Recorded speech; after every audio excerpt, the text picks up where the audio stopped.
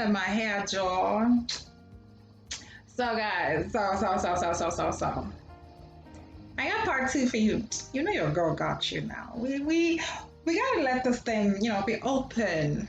Coronavirus has brought out superstars in some of us, okay? So guys, I decided, you know what? Why don't I just give you all everything? So, if we talked about part 1, hey, don't forget to like, comment, and subscribe. So let me tell you again. You know your girl. Thank you all for being so kind. So, you guys are amazing. Oh my God. You guys are the most amazing people ever. Thank you for your feedback, your love, even the excess love.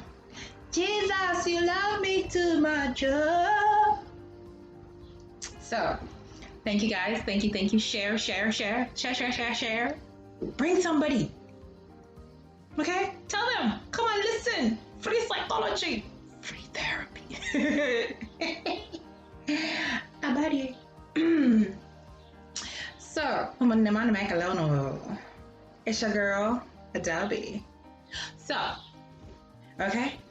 We talked about part 1, I think 20 minutes ago. I decided, you know what, why don't I put everything out and let you have part 2? I mean, we talked about becoming an adult, okay? So I thought about, okay, that sounds easy, but how come not everybody is doing it? And I thought, what could possibly be the problem? So I discovered the fear of growing up. It's a real thing. Seriously, I'm not making this stuff up. It's psychology. Welcome to class. Okay? Sit your ass down. God bless you. Thank you for coming. Okay, seriously, my people. The fear of growing up is a real thing. And this is the pillar, the foundation of so many biomasses, as my mentor will call them, in the world. So many people refuse to grow up. Okay?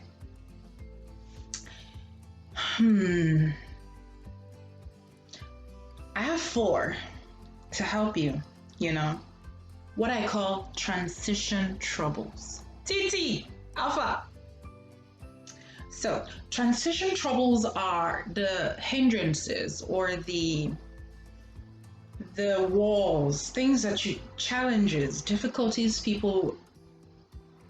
some people overcome and some people don't. So you have people, those who are responsible members of society, those who we consider mature adults, are those who were able to overcome these challenges or fears, and then those who we consider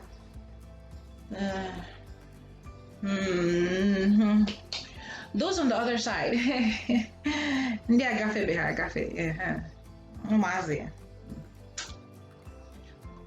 Grown-up men that behave like boys, or women that behave like tata.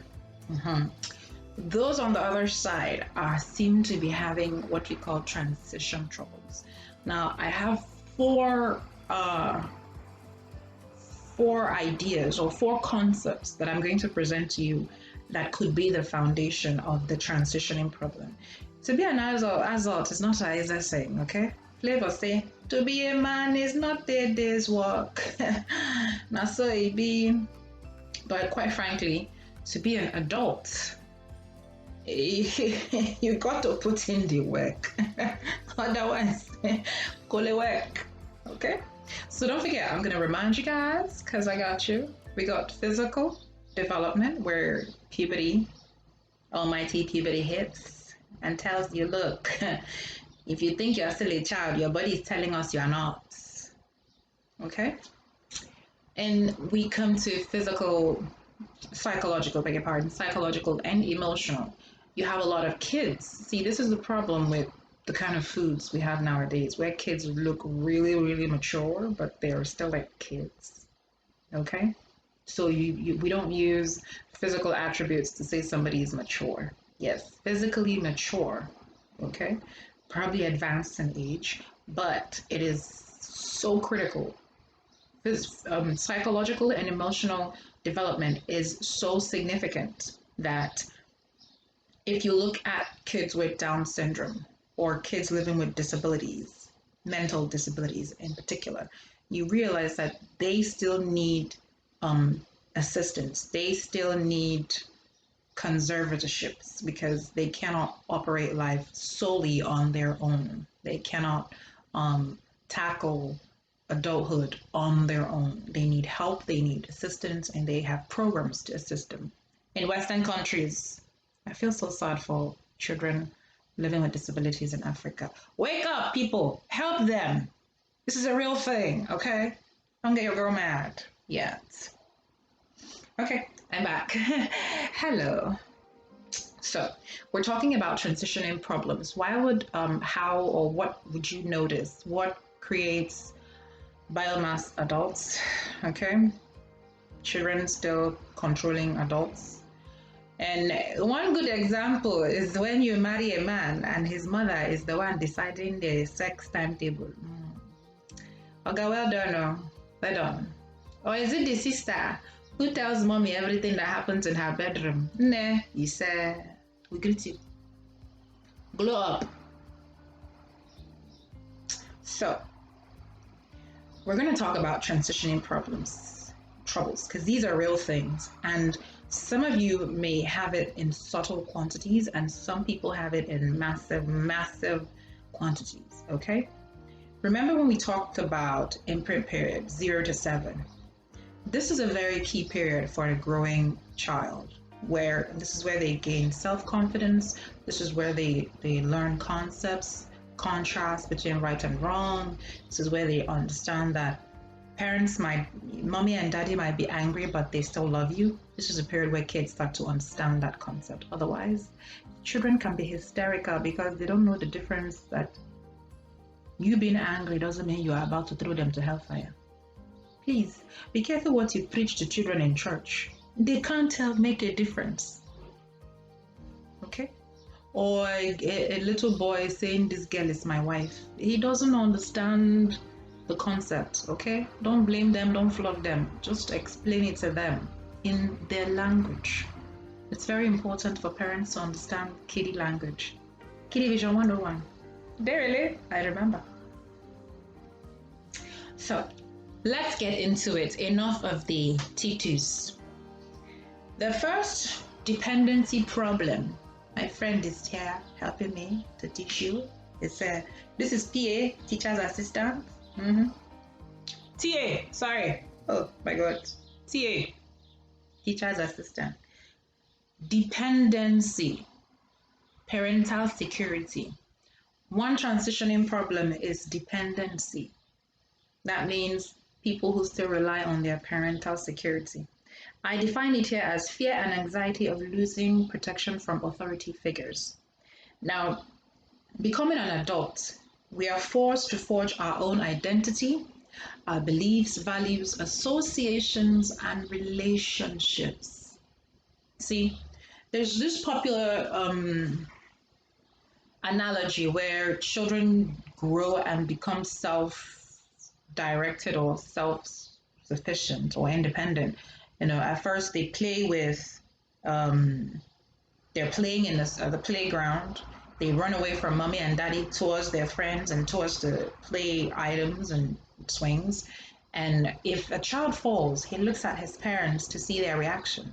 And if the parents are like, oh, just dust it up, go back. The kid realizes, oh, it's not so bad. And then returns with his friends. Or some kids will run back to mommy and daddy crying. It's like, oh, no, you're fine. Go and play, you're fine. Nothing is wrong. The kid recovers faster and returns with such happiness to their friends. But to those overprotective parents that will go hysterical, please stop. Yes, the child thought it was bad. With your reaction, the child thinks they are dead. Yes, that's how extreme you have created a situation for that child in their head. So the next time they fall, they will be so hysterical, even though you're not there. They are going to scream because you've You've taught them, their memory has received your interpretation that this is a very, very catastrophic event that needs everybody's attention. I'm about to die. I fell off. I'm about to die. You know? So, 0 to 7 IMPRINT period. It is important for parents to create a balance. Otherwise, you will have non-viable adults. Transition troubles. Okay? So, let's say little Ada fell down while swinging the swing. And mommy is like, "Nee, get up, get up, get up. Dust your, okay? You're fine. Go and play." Little Ada feels, nothing happened. Or if Obi, see what I did there? It's not your business. If Obi decides that he's going to ride his bicycle down the street and Obi falls, and daddy's like, "Yay! He's going to be a boy," or daddy says, "Don't cry, my friend. You're a boy, you're a man. Toughen it up." He adjusts and tries again. Little Ada might cry and go away, and she's no longer interested. I don't blame little Ada. Myself, if I fall from bicycle, that's the end of that lesson for that day. I don't like what I hate. So, transition troubles of dependency. Children, of course, parents are supposed to protect children. Those people who abuse children, God is watching you with left eye. So that dependency, if it's not properly managed, if there's no balance where you tell children it's okay to go, it's okay to explore, it's okay to be curious, it's okay to come back with what they found, if you don't encourage them to go out on their own, of course within safe distance, within a safe environment, you don't just open the door and tell children to go. There are men about town who are not friendly. Okay, you don't want your kids ending up with pedophiles. That's an extreme. But we're talking about in the playground. Don't look at your child and at every turn you go and pick them up when they fall and their mates are falling and getting up. You are creating a dependency problem for that child, that when they become adults, they will not know how to detach from you. They are the kind of girls that keep calling their mother for everything, for Maggie, for no, which panties, which sex position, which family planning should they do. It makes it difficult for another adult to see them as mature, because now they have to go through their parents for everything they need. They need validation from their parents. They need approval. They need, okay, which dress, the husband buys her a dress and she's like, "Let me ask my mom if it's okay." Unfortunately, some people are already so grown and mature and in marriages and they have this mentality. It's not entirely their fault, but it's their fault too. Grow up. But of course, the problem is their parents created this dependency that they have now decided to defer. This is what we call addiction. When you become addicted to parents and you become an adult, you no longer bother with growing up. This works. Why change it? Okay. The second one is coping dependency. Okay.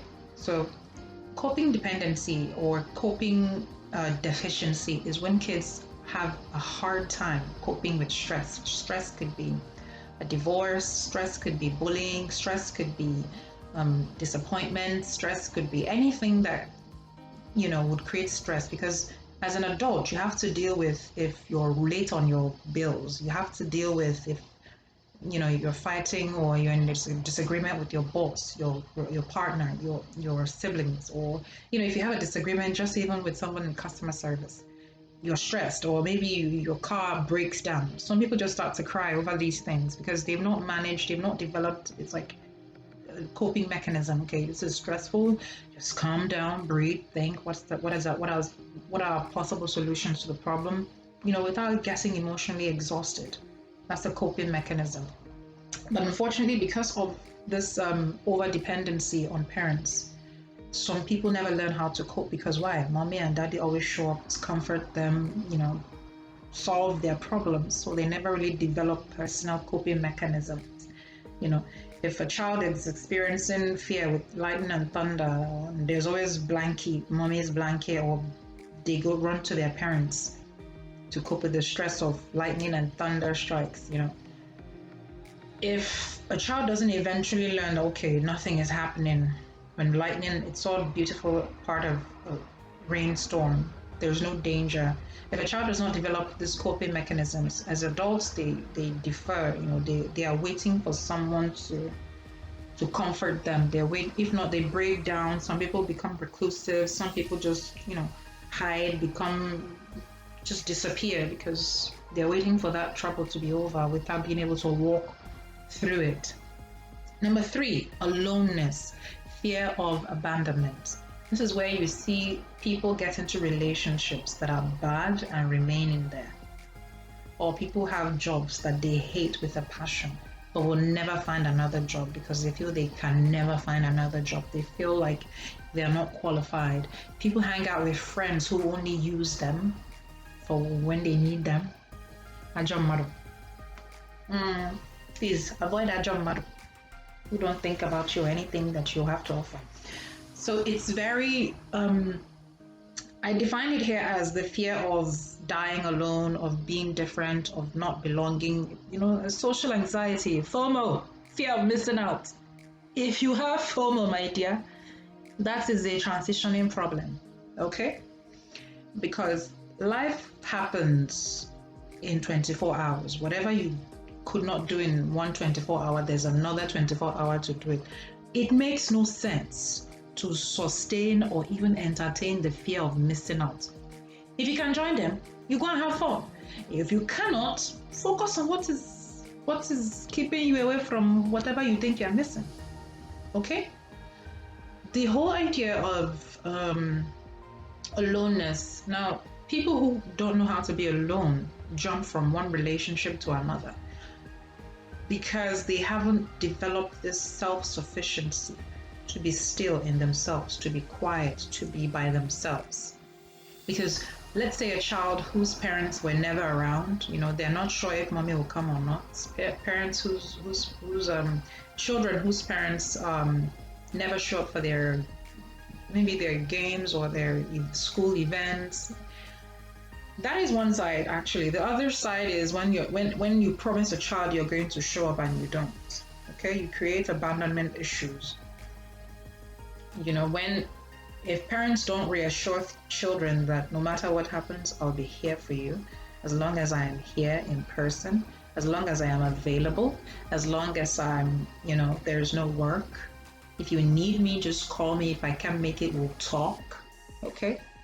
If you don't reassure children, the fear of you disappearing is what they would translate into being lonely or alone in a relationship. Because a child who knows that mommy or daddy leaving them in daycare doesn't mean they will never go home, or that mommy and daddy will never come back, will have fun in daycare or kindergarten. And then when mommy and daddy, they know when the school is over, mommy and daddy are coming back. Okay? Without this, people don't know how to be by themselves, alone, enjoy their own company. And this creates a very, very, very needy adult.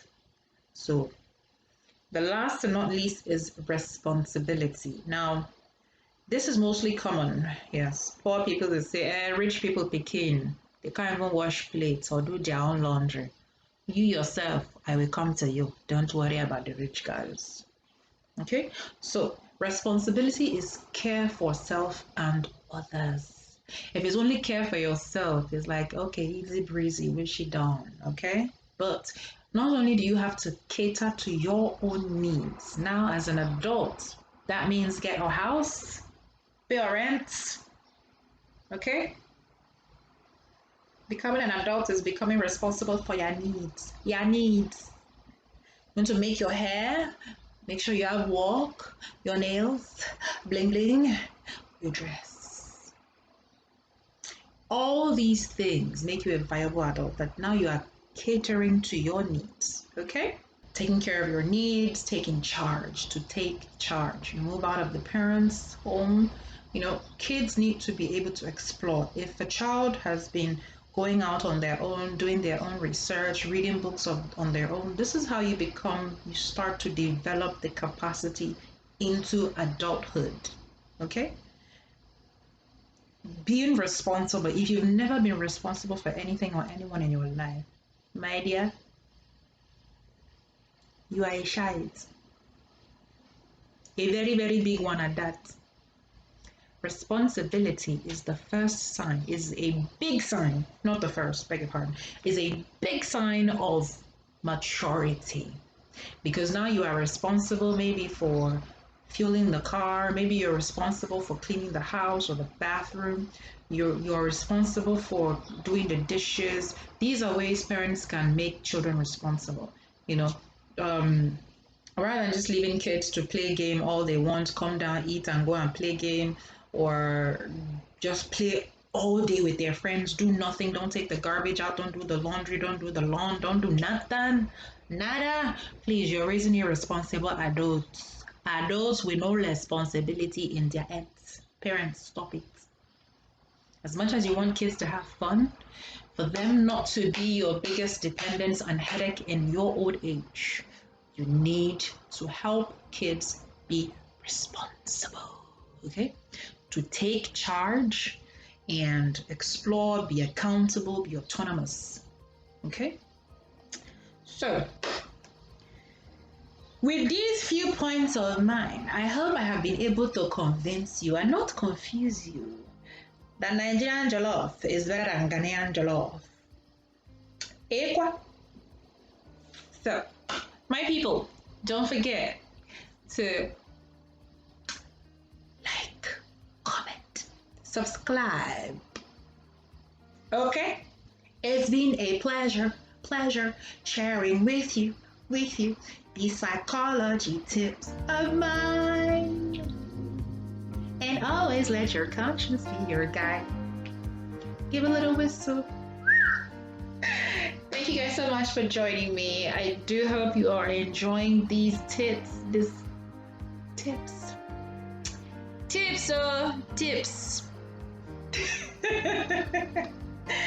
Thank you so much for the wonderful feedbacks. I appreciate you guys to no end. Please share with your friends, family, loved ones. Let us get this where we need to get it right, okay? Finance is not taught in schools, but you know it's a life skill. Psychology is not taught in school, but my dear, it's a life skill. So it is my great pleasure to be able to bring you these simple, helpful tips of living a successful life. Da-da-da-da. Thank you guys.